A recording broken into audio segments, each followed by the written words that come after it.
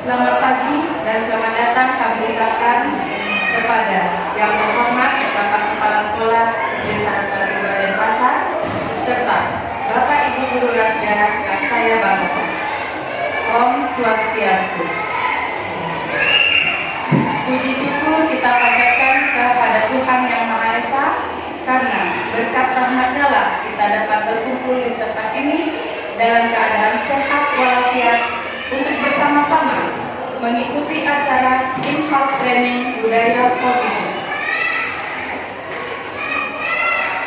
Bapak dan Ibu, adapun acara kita siang ini adalah yang pertama, pembukaan in-house training dimensi budaya positif, perubahan paradigma belajar disiplin positif, motivasi perilaku, kebutuhan dasar, posisi kontrol, keyakinan kelas, dan segitiga restitusi.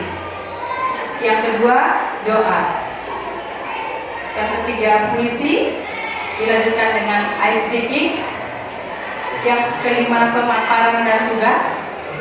Yang keenam, briefing siang. Yang ketujuh, pemaparan. Yang kedelapan, ice breaking. Yang kesembilan, tugas. Kesepuluh, tanya jawab dan game. Dan terakhir, penutup. Untuk selanjutnya acara yang kepada Bapak Presiden.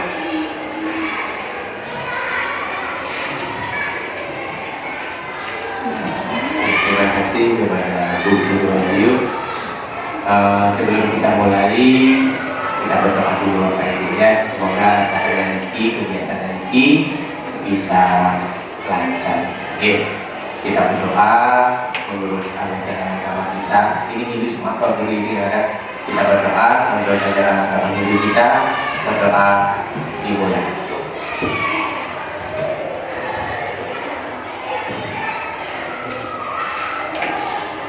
Terima kasih.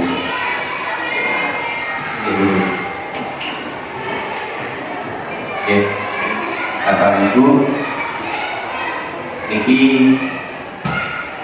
ada kegiatan dari calon guru penggerak bahwa di sini ada penyampaian diseminasi. Diseminasi itu adalah penyampaian hal baik tentang apa yang akan kita lakukan di guru penggerak. Jadi Bapak Ibu yang hadir kesempatan hadir pada hari ini, yang lunas waktunya biar kegiatannya dia di acara guru penggerak ini bisa berjalan. Nah, ini juga termasuk in-house training yang akan nanti diminta tagihannya di PKKS-nya. Oke, jadi yang lunas waktunya kepada Bapak Ibu yang kesempatan ini hadir untuk acara ini, yang mengucapkan terima kasih kepada Bapak Ibu guru yang sudah mendampingi yang di CGP. Oke. Sebelumnya ini pembacaannya puisi, tetapi puisinya dia ada di bawah nanti. Kemana yang slide ada di sini ya? Kita ice breakingnya nanti kita game-nya begini. Kita ada clue-nya itu adalah beruang. Apa clue-nya? Beruang. Oke, sekarang kita shoot dulu ya Bapak Ibu. Shoot dulu. Shoot sama temannya.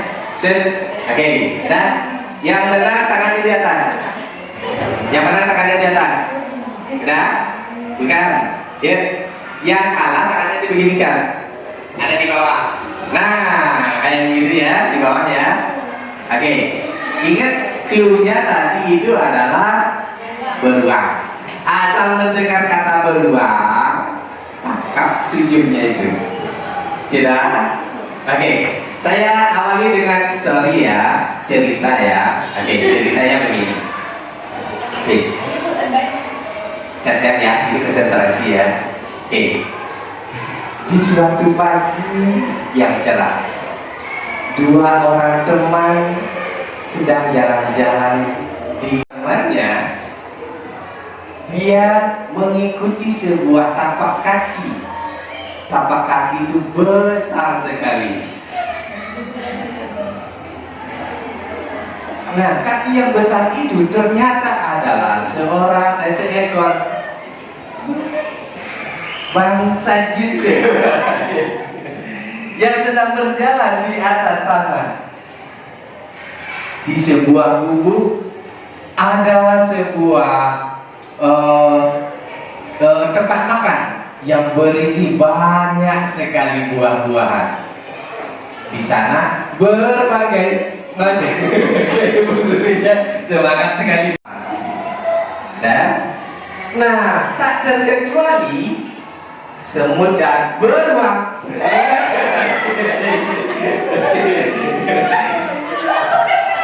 Oke, itu butuhkan konsentrasi yang luar biasa. Oke, lanjut ya, lanjut sekali lagi ya. Pagi hari, si Ina berangkat bersama temannya. Dia berjalan bersama temannya menyusuri trotoar yang lagi sepi. Tiba-tiba dia melihat dua temannya. Dia melihat dua temannya lagi juga jalan bersama-sama teman yang lainnya. Mereka sedang asik ngobrol di jalan sambil bersama-sama menuju sekolah. Nah, si Ina yang sedang menggendongkan beruang.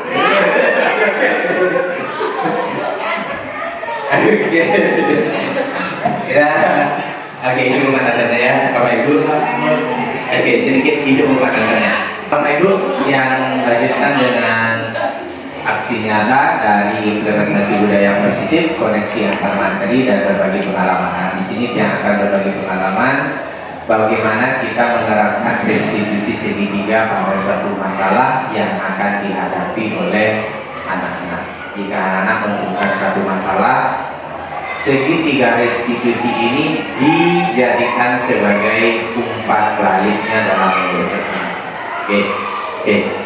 Yang mulai dari awal begini Bapak Ibu, ini CGP-nya ada 9, yang ada hasilnya, fasilitatornya adalah Miss Gastini, dan TV-nya yang ini Miss Wandewi. Miss Wandewi ini dia gurunya di SMP 3 sama guru kami, dan TV-nya juga sendiri di sini sebagai CGP-nya ada 9. Oke.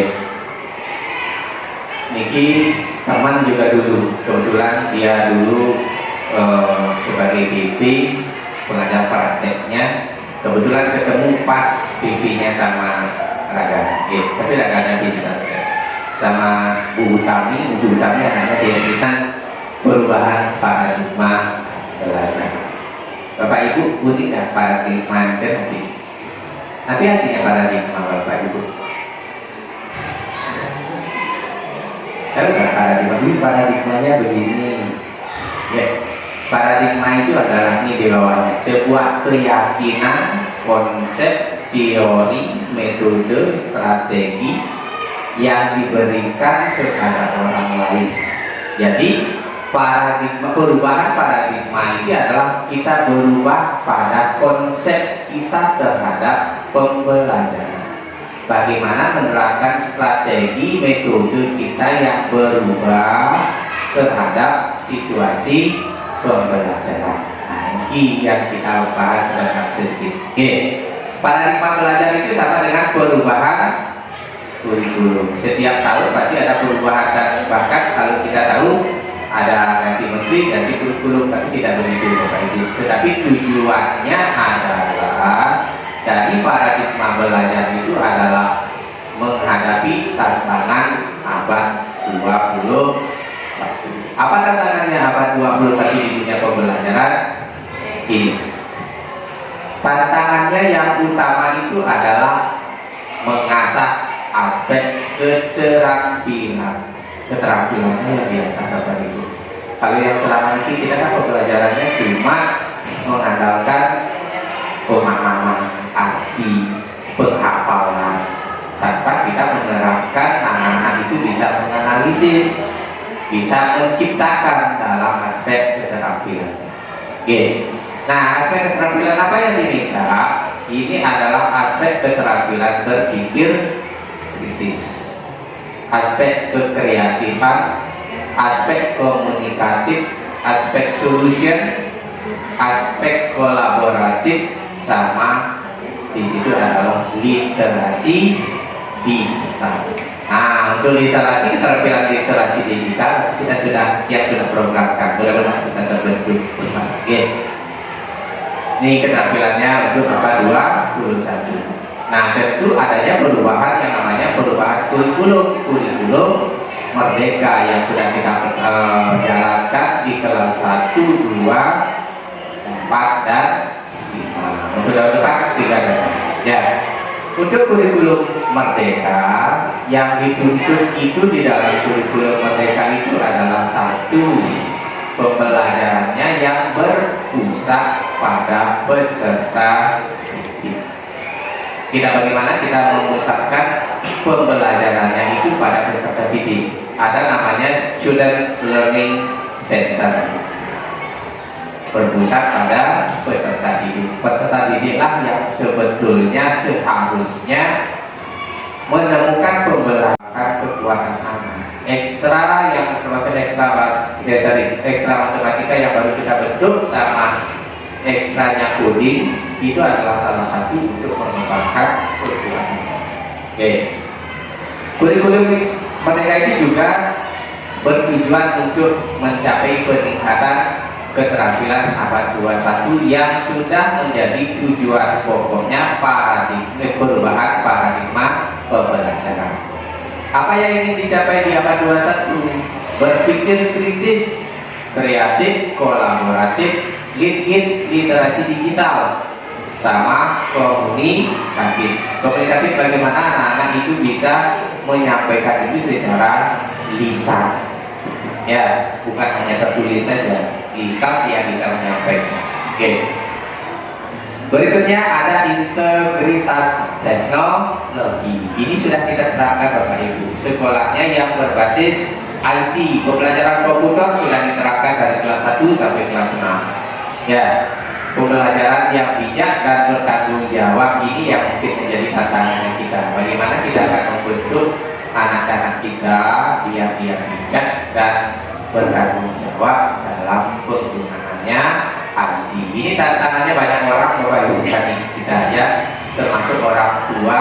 Bagaimana dia mengarahkan anak-anaknya biar nanti dia bisa bijak dan bertanggung jawab dalam penggunaan teknologi, terutama HP. Ya, ini menjadi tantangan kita. Berikutnya, kurikulum Merdeka itu juga ada lintas disiplin. Disiplin itu meliputi karakter, tanggung jawab karakternya di sana, kedisiplinannya itu juga masuk di sana. Tetapi dimasukkan melalui lintas maper secara holistik.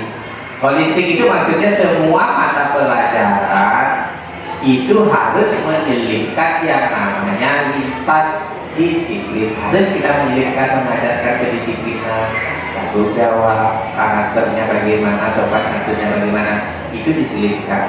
Ya, bukan secara khusus dia. Ya. Berikutnya ada karakter dan etika. Itu ada integritas, ada empati, rasa itu kepada orang lain. Berikutnya ada keadilan, tanggung jawab, sama sosial, emosi. Berikutnya di kurikulum Merdeka kita dituntut membentuk sebuah komunitas. Ini yang sudah rancang komunitasnya Bapak Ibu. Namanya komunitas praktisi Rasda Gembira. Itu gambarnya sudah ada yang programkan. Nanti kita akan membuat komunitas untuk di sekolahnya kita. Oke. Nah, untuk membuat komunitas itu tujuannya itu adalah mendorong terbentuknya komunitas untuk pembelajaran yang mengaplikasikan pembelajaran yang berkualitas. Ini yang kita akan bentuk nanti Bapak Ibu. Oke. Untuk komunitas praktisinya nanti itu yang sampaikan di lain kesempatan Bapak Ibu, bukan di saat ini. Nah, di sini ada taksonomi Bloom di sana.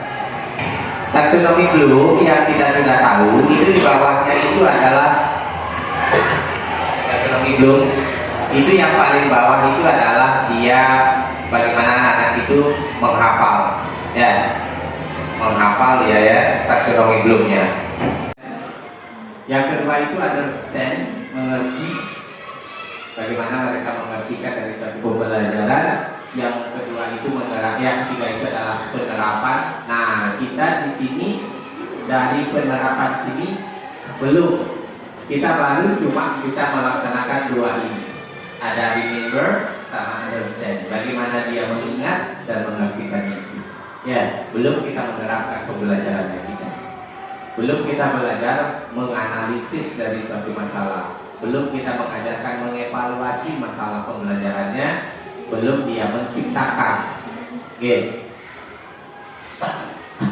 Nah, yang dituntut pada kurikulum merdeka ini, yang ini minimal kita bisa yang nomor 3, apply, mengaplikasikan pembelajaran. Kalau dia sudah bisa mengaplikasikan, ini sudah tingkatannya juga sudah lumayan bagus. Apalagi dia sudah bisa menciptakan pembelajaran. Oke, ini yang bagus. Ya, kita perlahan untuk melakukan. Ya. Berikutnya ada namanya budaya positif. Ya, budaya positif namanya disiplin positif, budaya positif. Disiplin itu kira-kira apa, Bapak Ibu guru? Ibu guru pasti tahu disiplin begini pasti pernah mengajarkan disiplin. Disiplin itu kira-kira apa sih artinya? Sesuai aturan. Apa lagi? Oke, disiplin itu adalah sikap patuh. Patuh dia terhadap sikapnya yang patuh terhadap aturan yang berlaku. Oke. Disiplin itu yang kita dengar pasti dia selalu identik dengan tata tertib. Ada yang namanya identik dengan aturan, identik dengan hukuman. Tetapi aturan tata tertib hukuman ini di dunia era digital, di era abad 21, di kurikulum merdeka ini tidak dianjurkan. Kecuali masalahnya sudah terlalu besar, baru cara terakhirnya ini adalah ini. Bapak Ibu, hukuman. Ya. Apa yang dipakai untuk menegakkan disiplin? Ada yang namanya segitiga restitusi. Ya, nanti kita akan belajar itu bersama Bapak Ibu. Nah, untuk mewujudkan disiplin ada dua yang memunculkan motivasinya. Ada yang motivasinya internal yang memang muncul dari diri anak itu sendiri. Ada yang memang motivasinya eksternal, ini dorongan dari orang-orang yang ada di sekitarnya. Termasuk kita di sini sebagai pendidik harus bisa memberikan motivasi eksternal kita kepada siswa. Orang tua itu juga termasuk motivasi eksternalnya. Orang-orang yang lebih dewasa daripada anak-anak kita yang bisa memberikan motivasi itu juga termasuk motivasi eksternal. Yang munculnya dari motivasi internal itu memang itu dari dasarnya siswa. Siswa itu sendiri memang berkeinginan muncul dari dalam sendirinya untuk menerapkan disiplin. Itu internal. Oke. Nah, disiplin di sini punya tujuan. Kita mendisiplinkan anak didik kita, mendisiplinkan diri sendiri. Itu juga ada tujuannya, Bapak Ibu. Tujuannya itu adalah menciptakan anak-anak yang mempunyai disiplin diri untuk menciptakan kebajikan universal. Kebajikan universal itu apa? Kebajikan yang umum, yang biasanya kita dengung-dengungkan. Ada disiplin, tanggung jawab, sopan santun, kebersihan, etika, attitude-nya itu termasuk dari kebajikan universal.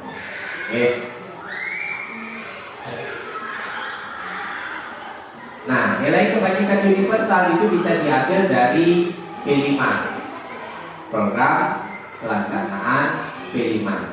Ya, Apa yang mulai munculnya di sana kebajikan universalnya? Ada beriman dan bertakwa, ada kekreatifan, ada gotong royong, ada mandiri, ada berkebinekaan global, ada bernalar lukis. Ini nilai kelimanya yang sudah kita ajarkan anak-anak. Ya. Berikutnya ada PYP, bukan FYP ya. FYP itu akun-akun Instagram, TikTok itu ya PYP. Kalau PYP adalah Primary Years Program, program untuk tahun anak yang masih dasar. Ada apa yang di sana PYP-nya? Ada toleransi, bagaimana kita memunculkan toleransinya, rasa hormat, integritasnya, kemandirian, cara menghargai, antusias, empati, dan kerja sama. Nilai kebajikan universal yang berasal dari 9 pilar itu ada kejujuran, dermawan, kontrol diri, ada keadilan, toleransi, rendah hati, kepemimpinan, keteguhan hati, sama keingintahuan. Nah, itu 9 pilarnya. Berikutnya, di sini ada bagaimana kita membentuk sebuah keyakinan kelas atau keyakinan sekolah. Nah, keyakinan kelas atau keyakinan sekolah itu sumbernya berasal dari sebuah aturan. Ya, aturannya apa? Ini diambil dari kata taksoju. Taksoju itu bahasa Jepangnya cara. Bagaimanakah kita membuat suatu keyakinan? Pertama itu adalah membuat suatu aturan. Kemudian ubah aturan tersebut menjadi kalimat positif. Berikutnya buat kesepakatan, terus jalankan. Yang terakhir baru kita refleksikan di tinjau ulang. Nah, di sini Bapak Ibu guru di awal tahun ajaran sudah membuat namanya keyakinan kelas. Sudah nggak Bapak Ibu guru? Sudah? Sudah terpasang? Sudah disosialisasikan? Sudah? Sudah dipasang ya? Keyakinan kelas yang dibuat sudah? Kesepakatan kelas sudah? Sudah dipasang? Belum? Oke. Nah, ini sumbernya kita membuat pertama itu membuat aturan. Oke. Sekarang kita belum namanya membuat kesepakatan keyakinan sekolah. Kita belum ini membuat. Yang kita buat baru kesepakatan keyakinan kelas, keyakinan sekolah, kesepakatan sekolah kita ini belum. Dan yang juga belum buat. Ya. Nah, sekarang coba kita membuat sebuah aturan untuk sekolahnya kita, yang akan nanti kita ubah menjadi sebuah keyakinan sekolah. Ya, namanya sudah berubah. Kenapa tidak aturan? Kenapa keyakinan? Kalau aturan itu dibuat biasanya sebuah larangan. Kalau keyakinan itu dibuat untuk menanamkan nilai budi pekerti yang ada di dalamnya. Begitu Bapak Ibu. Oke. Jadi sekarang kita coba membuat keyakinan sekolah kita berawal dari membuat aturan kita. Oke, aturan kita ya. Nanti kita buat kesepakatannya. Ya, kita yang pertama dulu buat suatu aturan. Oke, ya. Buat suatu aturan ya.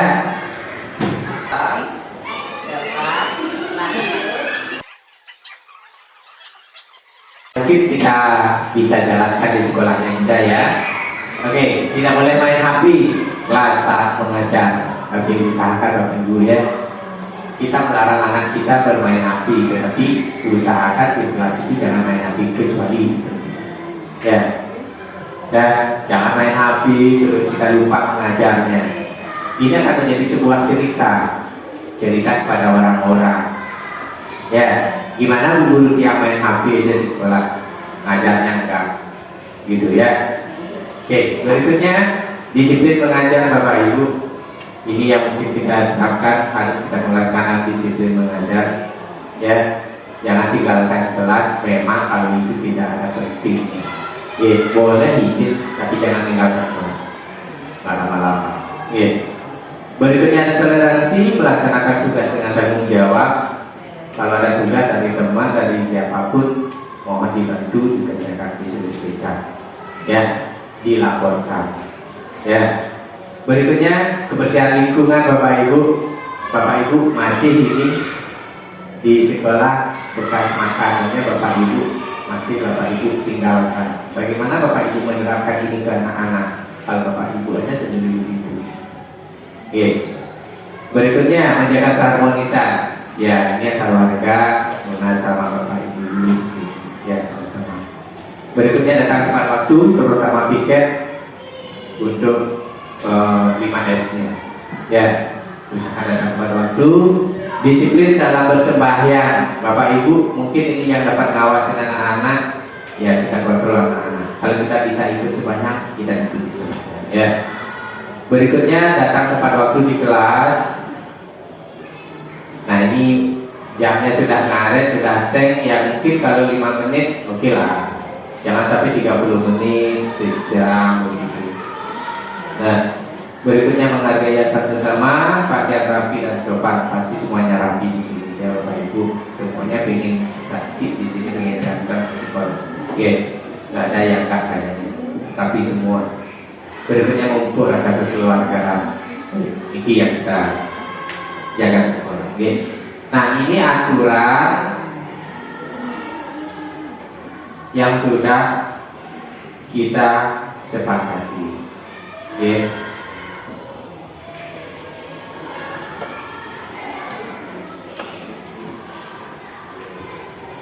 Dan kesepakatan keyakinan sekolah. Nah, biasanya di sini ubah aturan tersebut menjadi kalimat positif. Biasanya kan kita membuat aturan itu jangan buang sampah sembarangan. Itu kan kalimatnya negatif Bapak Ibu. Tetapi kita ubah menjadi kalimat positif ini gimana Bapak Ibu? Menghilangkan kata jangan. Nah, selain itu yang lebih menarik gimana? Yang gaulnya sekarang begitu loh, gitu ya? Gimana? Sampahmu, tanggung jawabmu. Nah, itu ya, itu keyakinan kelas yang kita tanamkan di dalam Bapak Ibu. Kita nggak usah melarang-larang, tapi keyakinan itu kita tanamkan bahwa anak-anak itu bisa menjaga kebersihan lingkungannya dengan membuang sampah di tempatnya. Gitu. Ya, jadi nanti Bapak Ibu membuat kesepakatan kelas, hindari kalimat negatif. Tetap kita membuat keyakinan kelas itu diawali dengan aturan. Pasti anak-anak itu apa aturan di sekolah? Jangan, tidak, pasti begitu. Nah, nanti kumpulkan itu jadi satu, rubahlah kata jangan dan tidak itu menjadi kalimat positif, hilangkan ya. Jangan datang terlambat. Kalimat positifnya gimana? Datanglah tepat waktu. Nah, begitu buat kayak gininya. Itu keyakinan kelasnya nanti dibuat begitu. Oke. Nah, sudah dia anak-anak itu buat aturan, baru kita rubah, sosialisasikan pada anak. Ya, kira diterapkan nanti Bapak Ibu. Kemudian ditinjau ulang, direfleksikan siapa yang melanggar, siapa yang tidak, apakah ini peraturan keyakinan kelas nomor 1, nomor 2 ini sudah jalan apa belum, apakah masih anaknya ada membuang sampah sembarangan. Itu ditinjau ulang Bapak Ibu. Oke, itu keyakinan kelas. Saya yakin keyakinan kelas itu tidak semua masang, paling beberapa aja yang sudah masuk ke kelas. Ya, oke.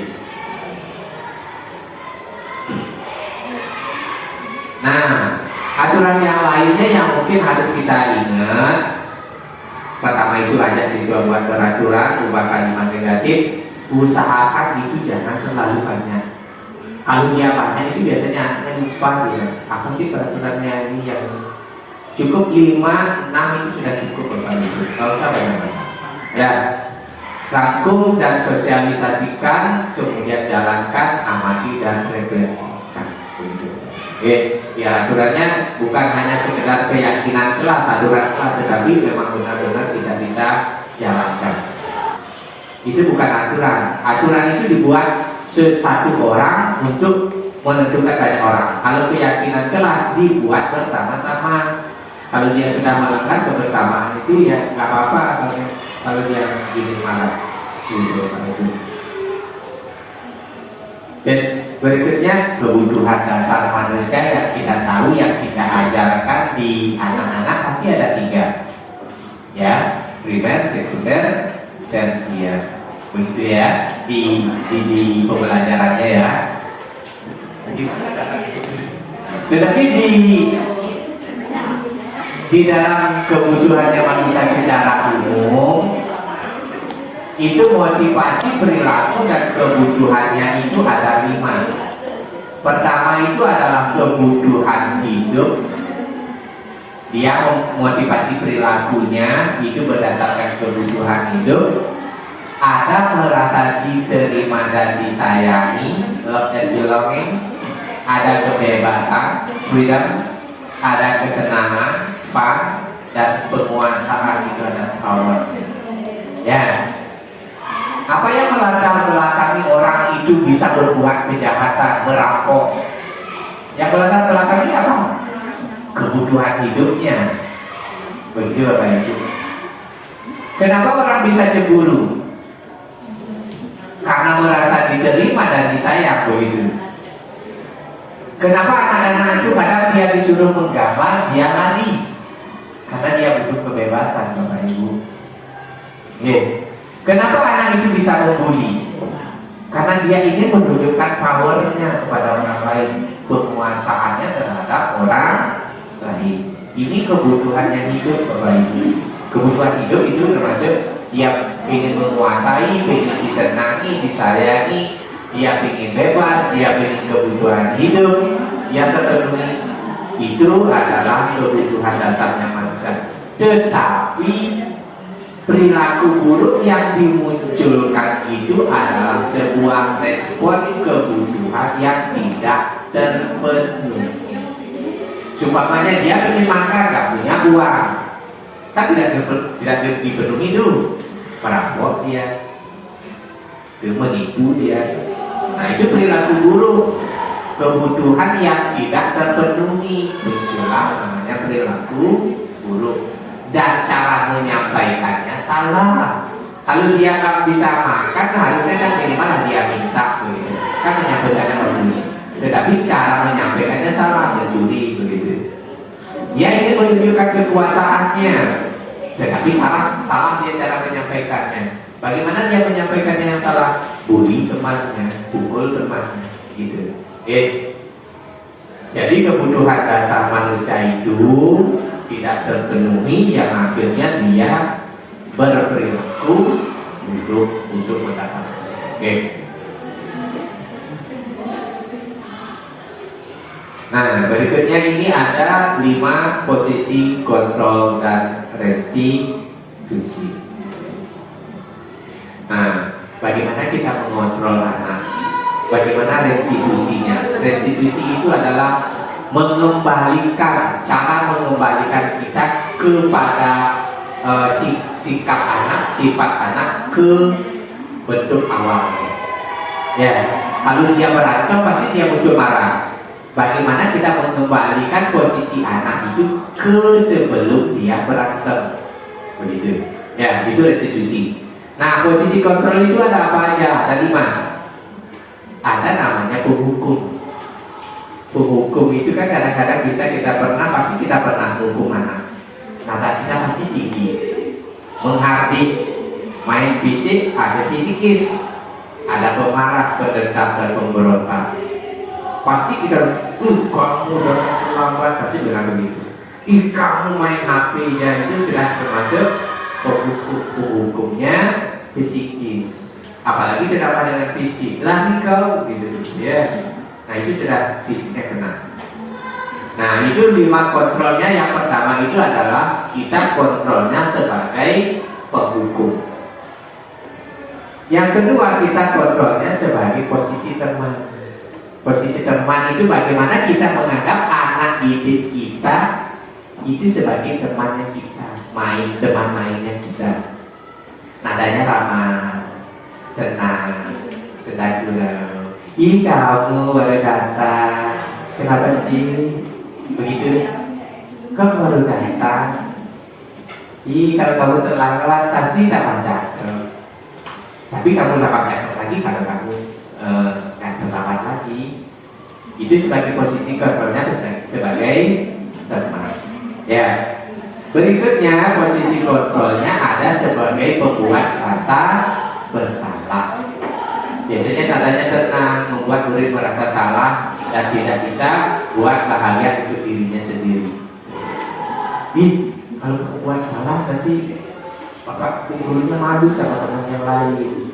Bapak guru-gurunya pasti dimarah nanti sama kepala sekolahnya. Itu membuat rasa bersalah.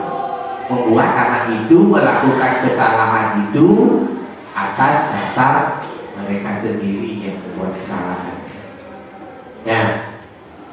Berikutnya, posisi kontrol kita itu adalah pemantau. Bagaimana seorang pemantau itu memantau keadaan anaknya sesuai dengan aturan yang berlaku. Nah, Bu Patiam sudah buat videonya sama Bu Guru Umi kemarin. Nah, Bu Guru Umi itu statusnya sebagai pemantau. Kita sudah ada keyakinan kelas, kita terapkan keyakinan kelas. Supaya anak melanggar bahwa main game di sekolah. Main game konsekuensinya dia kan HP-nya disita. Ya kita terapkan di penyitaan HP-nya. Begitu. Ya, itu pemantaunya Bapak Ibu. Berikut yang terakhir itu adalah sebagai manajer. Manajer inilah pemantau yang paling diharapkan dalam kurikulum merdeka. Ya, restitusi inilah yang diharapkan. Bagaimana kita membimbing positif anak itu untuk bisa tanggung jawab. Bagaimana dia mencari solusinya sendiri. Bagaimana dia merefleksikan tindakannya yang salah. Bagaimana dia mengajukan pertanyaan bermakna. Contohnya, nah kalau kita bimbing positif di situ kan, contohnya, di situ ada anak yang bermain api. Tanyain dia, kamu tahu nggak aturan sekolah konsekuensinya apa? Kenapa kamu bisa main api? Tindakanmu seperti ini bisa melanggar konsekuensi yang ada kan? Solusinya apa untuk kedepannya biar kamu tidak bisa main api? Tuh, kamu yakin dengan main api itu bisa mengembalikan konsekuensi yang sudah kamu langgar? Nah, itu posisinya sebagai manajer. Bagaimana dia memanage anak, membimbing anak itu berubah positif untuk bertanggung jawab atas kesalahan yang dia buat. Anak-anak yang salah, anak-anak sendiri yang mencari solusinya. Bagaimana dia mencari solusi atas kesalahan yang dia buat. Contohnya dia anak membuang sampah, carikan dia solusinya. Jangan kita memberikan solusi. Solusi itu apa? Kalau kamu membuang sampah, tanyain anaknya, kembali ke anaknya. Jangan kita yang memberikan solusi, bersihkan itu tidak. Biarkan anak mencari solusinya sendiri. Ya, nah ini contohnya salah satu. Contohnya ya. Kalau begini contohnya kira-kira posisinya sebagai apa ini, ibu gurunya? Posisi kontrolnya bapak ibu guru yang ada di situ itu apa? Ya. Posisi kontrolnya apa? Hah? Hukum. Penghukum. Apa yang membuat bilang di sana penghukum? Itu di situ ada hukuman. Itu kan dia sudah berapa jam berapa ini kenapa terlambat? Begitu. Itu kan kesiangan, dasar pemalas, itu sudah fisikisnya kena. Ya, keliling lapangan itu sudah fisiknya kena. Nah, ini dia sebagai penghukum di sana ya. Bagaimana gurunya menerapkan posisi kontrolnya sebagai penghukum. Oke. Nah, sekarang makin dia minta Bapak Ibu dulu cari teman tiga-tiga ya. Semuanya boleh. Yuk, tiga-tiga. Yuk. Tiga-tiga di ikut di dalamnya. Oke, tiga-tiga ya. Hai, Umi, sini. Ya Pak Guru. Tahu ini sudah jam berapa? Jam 8 Pak. Kok bisa terlambat? Kamu begadang ya? Pasti nonton film drakor ya? Kamu udah suka? Iya Pak, soalnya bagus sih. Ya, tahu itu bagus. Tapi ingat batasannya. Tugasmu kan mau buka nonton saja. Kamu sudah janji loh kemarin. Ya, malah terlambat. Ya Pak Guru, maaf saya Pak anak tadi ya itu deh. Ingat tugasmu yang utama ya. Kalau kamu nggak terlambat, lagi rumah, kamu sudah bisa dikatakan. Saya janji nggak selama tadi. Baiklah, kamu ke kelas kita sebelum saya berubah pikiran. Terima kasih Pak Guru. Yuk, berefleksikan sekarang. Apa posisi kontrol yang diperankan oleh kami dulu itu pemantau. Mengapa bisa dikatakan seperti posisi kontrol yang disebutkan di atas? Karena guru mengawasi perilaku siswa berdasarkan peraturan yang berlaku. Kata-kata bukuan yang menyebutkan posisi kontrol tersebut, tahu ini sudah jam berapa? Kok bisa terlambat? Kamu sudah ada ya? Terima kasih. Dia kalau ceritanya itu dia bukan seorang pemantau Bapak Ibu. Karena pemantau itu di sana itu menerapkan aturan dan konsekuensinya yang sudah ada. Itu pemantau dia. Ya. Dia sebagai di sana kalau ceritanya itu dia kira-kira sebagai apa Bapak Ibu? Hah? Ayo. Apakah dia sebagai manajer? Apakah dia sebagai penghukum, pemantau, membuat bersalah? Apa posisi teman? Ayo. Kira-kira? Kalau pemantau itu pasti dia menerapkan aturan dan konsekuensinya yang ada. Dia kan sudah buat aturan nih, ada konsekuensinya, dihukum, begitu. Baru pemantau dia. Ya, kira-kira dia sebagai yang lebih tepatnya di sana itu adalah sebagai ini dia ya, yang di papan. Posisi kontrolnya dia itu sebagai teman. Ya, gitu. Ya. Hai Ben. Nah, kapan lagi ya? Maaf Pak Guru. Kemarin sudah janji kan, kalau kamu terus telat nanti, Pak Guru malu punya anak didik seperti kamu. Kepala sekolah akan menegur Pak Guru di sini. Ya Pak Guru, maaf. Kamu mau Pak Guru disalahkan? Kamu mau buat malu Pak Guru? Nah, kalau tidak, besok jangan lambat lagi. Pak Guru malu ditegur sama Pak Kepala Sekolah loh. Ya? Ya Pak Guru, saya janji nggak selamat. Baiklah, jangan buat Pak Guru malu lagi ya. Ya. Kamu itu anak yang rajin pasti bisa disiplin. Sekarang bagi kelas ya. Ya Pak Guru. Jadi posisi kontrol yang ada dari dialog tadi itu membuat merasa bersalah. Kenapa? Karena Pak Guru tersebut menyampaikan dengan nada tenang, kemudian membuat siswa merasa bersalah dan berjanji untuk tidak mengulangi kesalahan lagi. Kata-kata penguatnya, kamu mau Pak Guru disalahkan, kamu mau buat malu Pak Guru, kamu tidak menghargai Pak Guru. Kemudian besok jangan terlambat lagi ya, Pak Guru malu ditegur sama Pak Guru. Jauh sih. Hei Angel, sini. Tahu ini sudah jam berapa? Dasar malas, jam 8 baru datang. Apa yang kamu kerjakan di rumah? Ha?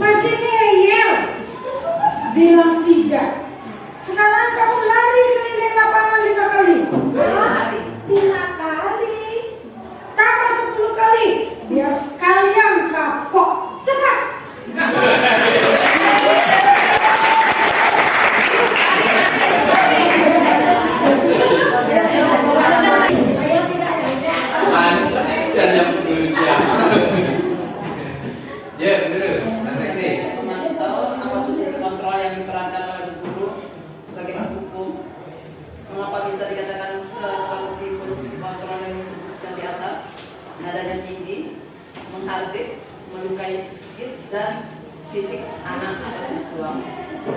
Kata-kata yang penguat yang menyebutkan posisi kontrol tersebut: dasar malas, mau jadi apa, masih ngeyel, kamu membantah. Sebelum kita lanjut, nanti kita bersiap dulu Bapak Ibu, kita nanya sama-sama nanti. Ya, berikutnya Bapak Ibu, kita belajar restitusinya.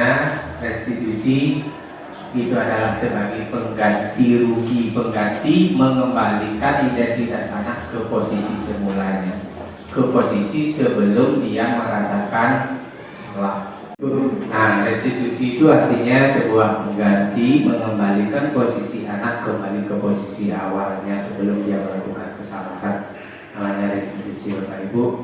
Nah, di sini restitusi itu sudah artinya Anda sudah mengembalikan.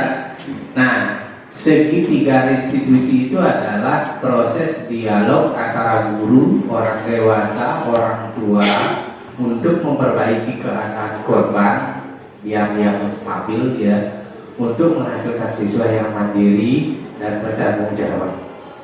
Ya, restitusi namanya, restitusi segitiga. Restitusi segitiga itu ada yang begini Bapak Ibu. Yang pertama, kalau anak yang punya masalah, kita stabilkan dulu identitasnya. Ya, kalau dia marah, beragam, stabilkan dia. Ya, tenangkan dia dulu. Sesudah dia tenang, baru kita validasi tindakannya. Kira-kira tindakannya anak seperti itu, apa risikonya? Tanyain dia. Ya, berikutnya baru dia tanyain keyakinannya. Kalau dia melakukan seperti itu, apa yang dilanggar keyakinannya? Kedisiplinannya, kegotoroyomannya, saling menghormatinya, yang dilanggar apa gimana? Terus tanyakan dia umpan baliknya, apa yang kira-kira biar bisa dia lakukan untuk meyakinkan keyakinan kelas yang sudah dia lakukan. Begitu. Okay. Restitusi dikembangkan oleh pakar pendidikan Diane Gosser berlandaskan pada teori kontrol Dr. William Glaser. Segitiga restitusi adalah suatu proses dialog yang dijalankan oleh guru atau orang tua agar dapat menghasilkan murid yang mandiri dan bertanggung jawab. Pada saat guru di posisi manajer, aspek yang dikembangkan pada murid adalah motivasi intrinsik, sehingga penanaman nilai-nilai kebajikan dapat tumbuh dan berkembang menjadi suatu kebiasaan positif yang akhirnya membentuk karakter murid. Proses dialog ini terdiri dari 3 langkah yang digambarkan pada ketiga sisi pada segitiga restitusi. Sisi pertama adalah menstabilkan identitas. Sisi yang kedua adalah validasi tindakan yang salah.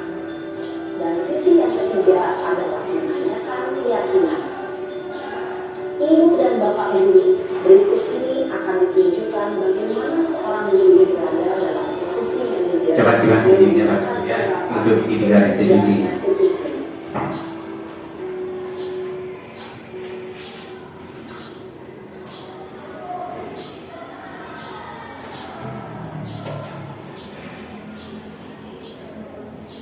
Siang sana. Siang Pak. Sudah lama datang ke sana. Kenapa hari ini ada di sini? Stop Pak, masa aku dikatain Pak fitnah Pak? Ya aku marah lah. Aku balik katain Eka di depan kelas. Tahu banget. Oh begitu. Ya pasti kamu marah dan kesal. Bapak juga akan marah apabila ada yang menuduh Bapak seperti itu. Kemudian pada saat itu kamu mau melakukan apa? Ya saya langsung ngatain Eka Pak. Tahu banget. Saya bentak-bentak dia di depan teman-teman lain. Oh begitu. Pasti kamu melakukan seperti itu karena suatu alasan tertentu kan? Iyalah, masa saya diam saja Pak? Ya saya bela diri lah. Masa saya dituduh Pak fitnah?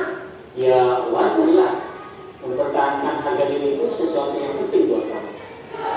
Untung kamu tidak bertindak lebih gagah lagi, hanya membentak-bentak. Iya Pak. Untung saya masih bersabar dan hanya membentak saja. Sudah benar Pak. Saya kan tidak bela diri lah. Ya pastilah. Tapi kamu memilih untuk tetap bertahan dan bersabar. Kamu memilih untuk tidak berbuat lebih parah lagi, bukan? Iya.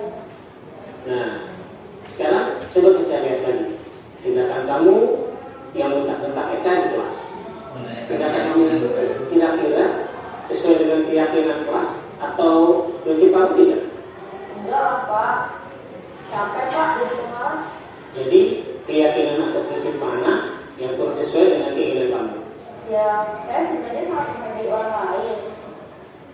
Mungkin saat itu saya menjadi emosi, jadi tidak menunjukkan sikap itu. Kamu meyakini tidak? Menghargai orang lain itu penting buat kamu. Yakinlah Pak. Iya, setuju. Kita harus saling menghargai. Namun, ada juga keyakinan yang kita sepakati yang perlu kita jalankan apabila kita sedang melakukan. Ya, saya bisa lebih proaktif, mulai dengan diri sendiri. Saya bisa jadi lebih sabar, mengambil juga berpikir bahwa apa saja.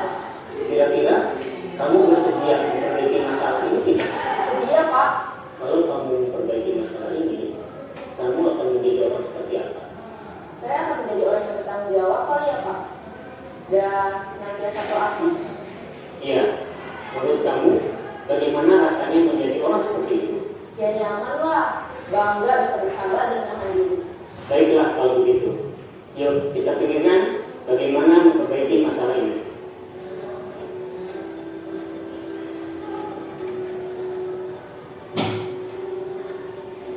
Ibu dan Bapak guru hebat, baru saja kita menyaksikan contoh bagaimana seorang guru berada dalam posisi manajer menggunakan penerapan segitiga restitusi. Mari kita bahas satu persatu. Pada sisi pertama, menstabilkan identitas berdasarkan pada prinsip bahwa membuat kesalahan adalah bagian dari proses pembelajaran. Sisi pertama dari segitiga ini berperan menggeser identitas murid dari identitas gagal ke identitas sukses. Murid yang sedang bertingkah laku yang tidak pantas atau menarik diri saat itu sedang mengalami identitas gagal. Bila kita memilikinya, maka posisinya tidak akan berubah. Kita bisa mengajukan pernyataan-pernyataan ini. 1. Membuat kesalahan sesuatu yang wajar. 2. Manusia tidak ada yang sempurna. 3. Kita bisa memperbaiki masalah ini. 4. Saya tidak menanyakan kesalahannya. Saya lebih fokus bagaimana memperbaiki masalah ini. 5. Apakah saat ini kamu tengah menjadi orang yang baik untuk dirimu sendiri? Pada sisi kedua, validasi tindakan yang salah berlandaskan pada prinsip bahwa setiap perilaku berupaya memiliki suatu kebutuhan tertentu.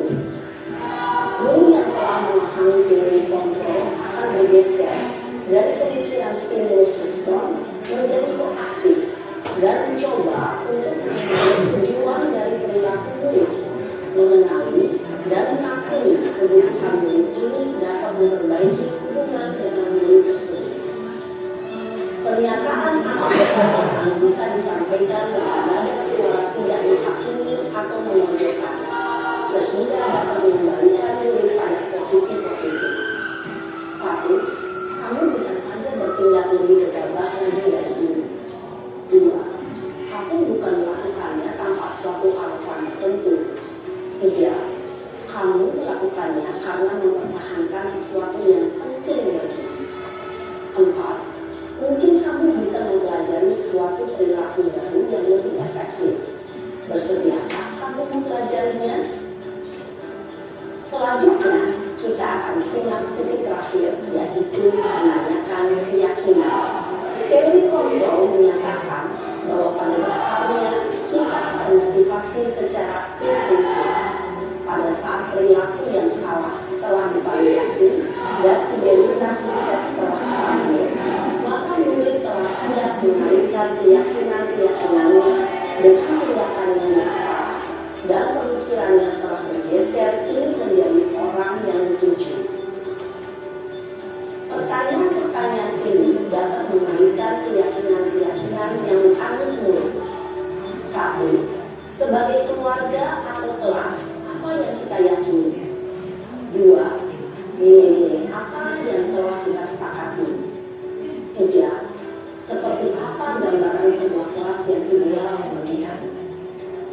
apa? Kamu ingin menjadi orang seperti apa?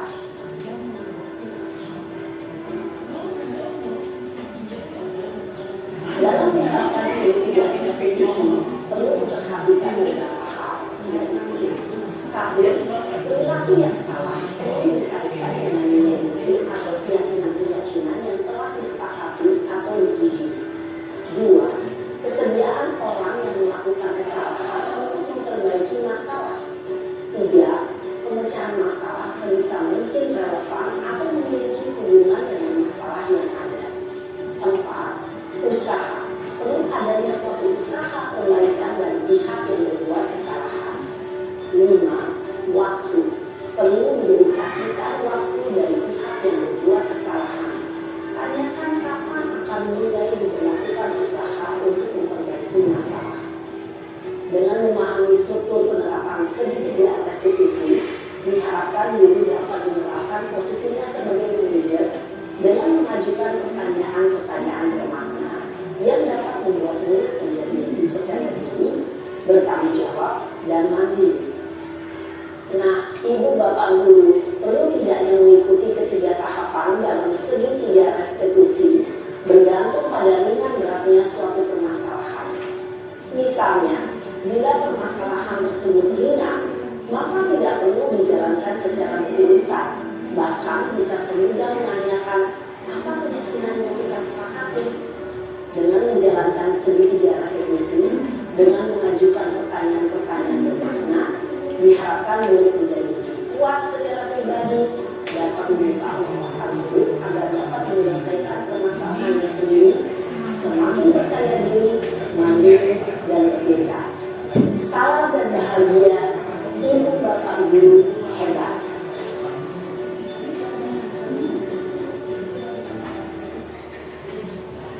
Nah, itu untuk segitiga restitusinya Bapak Ibu. Di situ ada menstabilkan, memvalidasi, sama menanyakan keyakinan. Oke.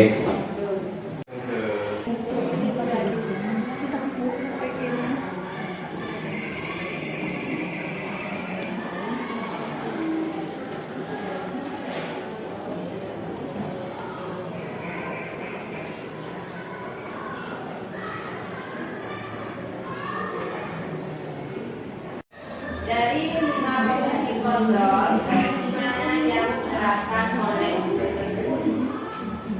Posisi manajer. Kebutuhan apa yang berusaha dipenuhi oleh siswa tersebut? Kesenangan. Apa yang dikatakan oleh guru dalam menstabilkan identitas, memvalidasi tindakan, dan mencari keyakinan? Nah, kalau menstabilkan identitas, kalian pasti melakukan itu ada alasannya. Memvalidasi, tetapi yang kalian lakukan merugikan orang lain. Mencari keyakinan, menghormati orang lain, dan prinsip restitusi. Apa yang dilakukan Mario dan Adi memperbaiki kesalahan kepada ibu gurunya? Ada cara untuk mendapatkan rasa senang tanpa merugikan orang lain. Terima kasih. Siapa dulu nih, Guru Mi? Ayo Guru Mi dulu.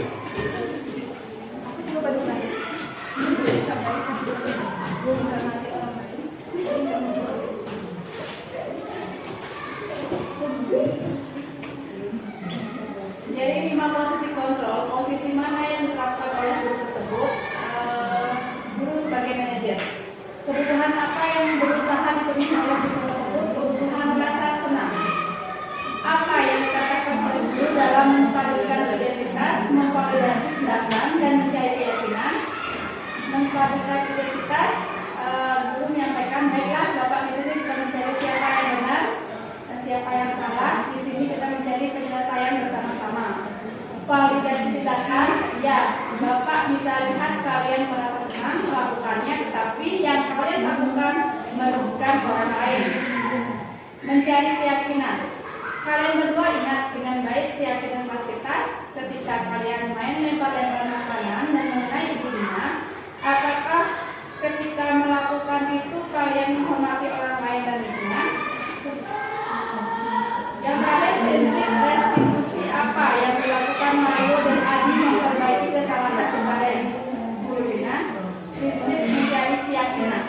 Oke, terima kasih. Siapa dulu nih? Dek. Nah, ini udah dulu aja. Oke, Mas.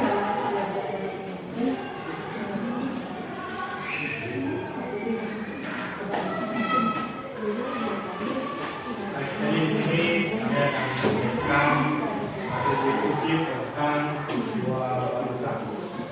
Ada 5 posisi kontrol, posisi mana yang disebut, posisi kontrol tersebut adalah manajer. Yang kebetulan apa yang telah dipilih oleh siswa tersebut itu adalah kesenangan. Kemudian apa yang dikatakan oleh guru dalam pendidikan identitas, yaitu mari kita bicara tentang keyakinan kelas dan apa yang kita percaya. Kemudian apa yang dikatakan guru dalam globalisasi kita kembali pada jika kalian main lempar-lempar dan menarik dunia. Maka ketika kalian lakukan itu, kalian menghormati orang lain dan lingkungan. Lalu apa yang dikatakan oleh guru dalam mencari keyakinan? Tapi kalian mendapatkan rasa senang. Tetap ada cara untuk mendapatkan rasa senang tanpa merugikan orang lain. Bagaimana menurut kalian? Kemudian yang terakhir, prinsip restitusi apa yang dilakukan oleh tadi untuk memperbaiki kesalahan dalam kebenaran. Rasa senang saya dapat tanpa merugikan orang lain. Terima kasih. Terima kasih. Sekarang dulu nih, dulu Ayu. Apa Bu Ayu? Apa Adik Ayu? Ayu semuanya. Biar apa Ayu ini?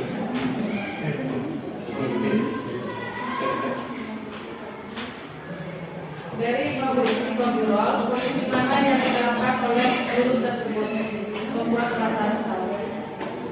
Kebutuhan apa yang berusaha dipenuhi oleh siswa tersebut kesenangan. Apa yang dikatakan oleh guru dalam menstabilkan identitas. Kalian pasti melakukan itu, ada dasarnya ya.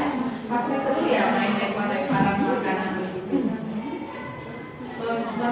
Memvalidasi tindakan dan tindakan. Kita kembali ketika main lempar-lemparan makanan dan mengenai dirinya. Apakah ketika kalian melakukan itu kalian menghormati orang lain dan lingkungan? Keyakinan. Nah, sekarang kita selalu Gimana ini? Kok lain nanti?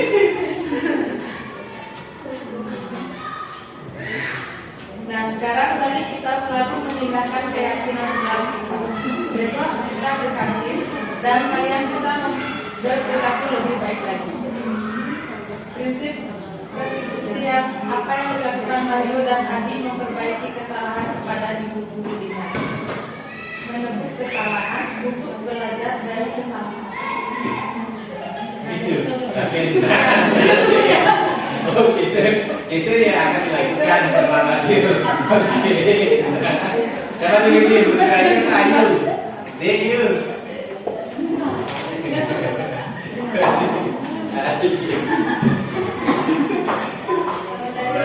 Dari 5 posisi kontrol yang mana posisi yang diterapkan itu posisi kontrol manajer. Untuk hal yang berusaha dipenuhi kenyamanan atau mendapatkan rasa senang. Kemudian dalam menstabilkan identitas itu Mario, Adi, Bapak tadi dengan laporan dari sertifikat di kantin sebenarnya kalian ada masalah ya. Ada yang bisa Bapak bantu, apa yang terjadi. Kemudian memvalidasi tindakan itu kalian pasti melakukan itu ada alasannya. Pasti setuju yang mendapatkan orang-orang itu, tapi yang kalian lakukan itu merugikan orang lain. Kemudian menurut keyakinan. Sekarang mari kita bicara tentang keyakinan kelas dan keyakinan sekolah kita. Apa yang kita percaya, yang mana yang bisa kalian tunjukkan. Jadi prinsip restitusi yang digunakan yang dilakukan Mario dan Adi itu mencari keyakinan, yaitu mereka bersikap baik satu sama lain, menghormati orang lain dan menghormati diri. Oke, terima kasih. Bapak Ibu, karena Riki sudah selesai, mudah-mudahan dari restitusi terakhirnya sudah, presentasinya sudah. Dia mengucapkan terima kasih kepada Bapak Ibu guru yang sudah mendampingi dia untuk hari ini. Nah, posisi kontrol yang diambil itu adalah posisi sebagai manajer karena di situ ceritanya tenang, bagaimana dia menenangkan, mencari solusi, terus dia memvalidasi dan mencari keyakinan yang akan dilakukan oleh si Mario dan si Hadi. Seperti itu ya. Oke. Yang mengucapkan terima kasih sekali lagi kepada Bapak Ibu yang sudah menemani yang sampai hari ini. Meskipun Bapak Ibu punya acara hari ini, tapi cepat meluangkan waktu untuk kegiatan yang hari ini. Oke, terima kasih untuk kegiatan hari ini. Ya, tidak ada para masati. Om Santi Santi Santi. Terima kasih Bapak Ibu.